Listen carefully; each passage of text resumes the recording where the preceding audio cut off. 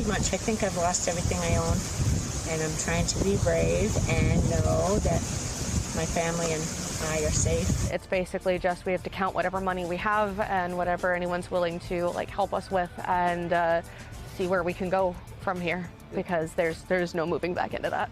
This is all we had. We lost everything. Nos quedamos sin nada. We're with not one single thing. Everything gone. Tens of thousands of Floridians will sleep in shelters tonight following the devastation of Hurricane Ian, which has now made landfall in South Carolina. Also tonight, Putin's illegal annexation. He's unhinged and he's dangerous. So how should the world respond? Plus, the Supreme Court welcomes Justice Ketanji Brown Jackson ahead of what is expected to be another perilous term. And it's about damn time we have a discussion about the right-wing freak out over Lizzo and James Madison's crystal flute. But we begin tonight with Hurricane Ian, once again making landfall, this time on the coast of South Carolina as a Category 1 hurricane, the first to strike the state since 2016. The storm, now a post-tropical cyclone, is expected to move across the Carolinas tonight into tomorrow morning. The National Hurricane Center is warning of life-threatening storm surge and severe flooding. Just take a look at the scene in Pawleys Island.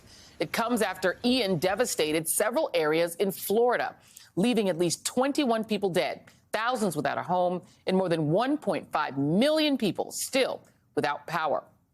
Today, President Biden said the damage there is likely to rank among the worst in the nation's history, as communities are still reeling. I stayed here as long as I could until I got scared for my life and went across the street. In a brick home, which the three little pigs, they built them out of block. It's supposed to stay. Mine's built out of sticks. It didn't last too long when the big bad wolf come along and puffed it away. But I literally watched my house disappear with everything in it. Right before my eyes. At least 700 rescues have taken place so far. Take a look at this dramatic Coast Guard video of helicopters airlifting people and pets from Sanibel Island. The president spoke on these efforts today. He said, Mr. President, we will not rest at night until we know they're safe and sound. He talked about how they rescued a 94-year-old woman who had the courage to be hoisted up onto a helicopter, the wind blowing, and as well as a 1-month-old baby. Meanwhile, in Orlando, water levels are still so high, people are using boats to get from place to place. Earlier, our NBC News team spotted an alligator swimming down the streets of a neighborhood. MSNBC anchor Ali Velshi is on the ground at hard-hit Fort Myers Beach, Florida. And Ali, I know Fort Myers Beach has been hit among the hardest in the state. So give me a sense of what you're hearing and what you're seeing. It's bad. Joy, as you know, I was in Naples. You and I talked while I was there. Naples has got sort of better built structures in many cases than some of the areas in Fort Myers Beach, and it didn't have the wind effects. We had 112-mile-an-hour gusts there. Here they had upward of 150-mile-an-hour sustained winds. The damage, as you can see, this is a place that was sort of a charter fishing operation, a bait shop, a retail shop. Where I'm standing, all of this stuff was over me. This was a restaurant. You can see the bathrooms up there. That was an Airbnb with 2 apartments. That was the office for the whole operation. And I saw the owner up there a little while ago, and I was asking him what he was doing. And he said, I'm looking for my safe. He said, I don't know whether it's under here. I don't know whether it's blown across. Don't know whether somebody came and stole it. It's really hard hit. And you know, Sanibel Island's not far from here, but we just went for a little drive into an area, and I was looking at a devastated mobile home park. It looks like this. The mobile homes have all been destroyed. But then I came upon a bunch of shrimpers, people who live on boats and go out for shrimp. They often stay on their boats during hurricanes. They lash them together and they try to, live out the hurricane. A lot of the boats were destroyed. They moved from boat to boat. There was a guy who was in a wheelchair and they helped him get from one boat. Now they're all on dry ground. Their boats are on dry ground too, which is not where they're supposed to be. You can see across the road here. Look at these boats. These were all in this marina here. They're all now on the road. And these shrimpers are saying they don't have power, they don't have cell signal, They aren't all that familiar with the internet. Nobody's come to see them except reporters. They haven't got any help. They haven't got any money. They need ID in order to make claims, but their ID all went down with the boats. They don't have toilets. They don't have water, and they don't know where to go. And that's just literally one area with about 50 people that I just ran into because I was looking for damage. So we're trying to figure out, how do these people get the help they need? There was a guy, in fact, he said to me, he said, I know everybody's worried about Sanibel Island, and he said, I got no beef with that. He said, those people, I'm sure, came by their money honestly. He said, I'd be lucky to make $20,000 a year. If somebody could bring us maybe a portable toilet and a generator, that's all we ask for. So that's one place that's less than a mile from where I am, and that's the story there. There are stories like this all through Florida right now, Joy. Real quick, Allie, before I let you go, do you have a sense the people who lived in those crushed houses and buildings, where are they going? Where are they sleeping? Some of them are gone to shelters. There's no other choice. It does not seem widespread that they understand that's an option. There are still people who are milling about some of those parks, and we're not quite sure. But they don't know. They don't know where they're supposed to go to register for insurance if they have it, or payments, or FEMA. There's a lot that's missing in terms of information to the people who've been hardest hit. Wow. Ali Velshi, look forward to watching your continuing coverage this weekend, my friend. Thank you very much. Really, really appreciate you. Thank you. All right, joining me now on the phone is Commissioner Rick Locastro from Collier County, Florida, which includes the city of Naples. And we were just talking about your city briefly before we started talking with Ali Velshi about the Fort Myers area. We did see the early stages of what was going on in Naples, those horrible winds and flooding. What's the situation as of now for your community?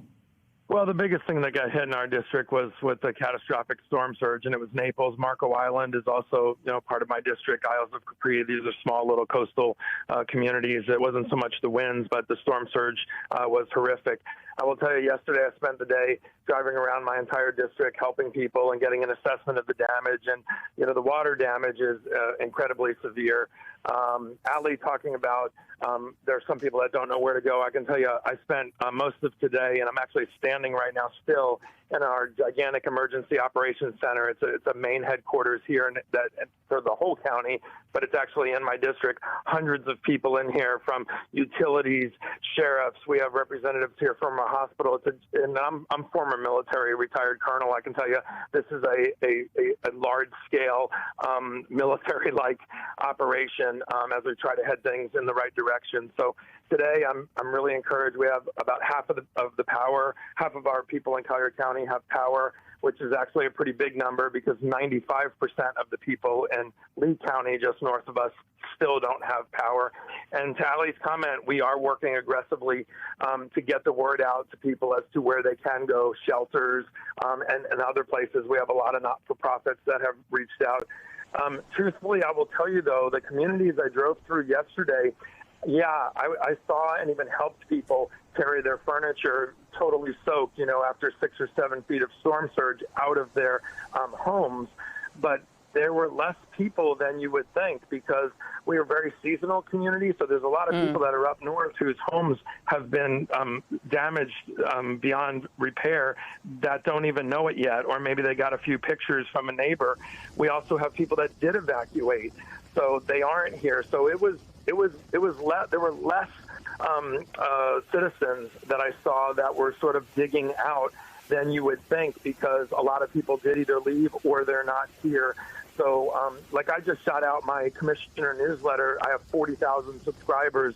There are people that have email capability because they're sending me tons of emails asking for help and direction and whatnot. So that's helping to get the word out. But we have teams that were out in those communities today passing out information on everything from where they can go, how their debris is going to be picked up, how they can contact FEMA. So there's a lot going on. It is a huge mobilized operation. I know Lee County was hit even more severely, but there's a lot going on. Indeed, a lot going on. Quite an understatement. Well, we're wishing you well, and we're looking at those pictures of your community right now. Collier County Commissioner Rick Locastro, thank you so much. Really appreciate your time tonight. Thank you very much. Cheers. Let's bring in Rob Gaudet, and he is the founder and director of the Cajun Navy Foundation, and he's in Fort Myers. Explain to us what what your foundation does. It's a fascinating story, and what are you guys doing now? We are a disaster response organization. We are, I would say, a new era of disaster response. We utilize technology and social media to, in a way, crowdsource disasters. Specifically what we do is rescue. The Cajun Navy was really, the term was coined during Hurricane Katrina. It really grew again in 2016 with Baton Rouge flooding.